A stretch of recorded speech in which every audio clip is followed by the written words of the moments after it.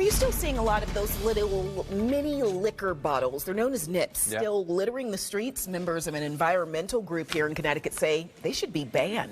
Chief Investigator Len Bestoff has been looking into this issue for the past 3 years. He's here with an update. So is this really just about litter, or is there something else here? There's a lot here. You know, we're talking about these things, these little mini liquor bottles, also known as nips. It's getting on a lot of people's nerves in terms of all of the litter, but there's a lot more than that. State data shows in the past 12 months ending September 30th, there were more than 93 million of these sold in our state. The group supporting local bans says it's not just the litter, but also the fact that minis are easy to conceal and consume on the job, in the car, or school.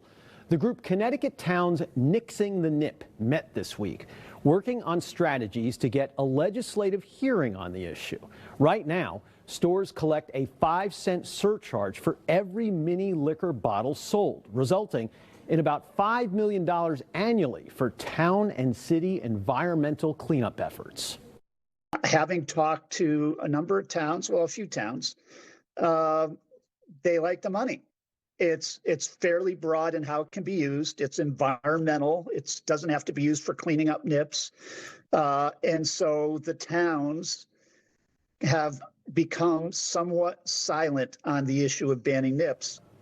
The group mentioned how in Chelsea, Mass., where minis are banned, both litter and alcohol-related EMS calls have decreased.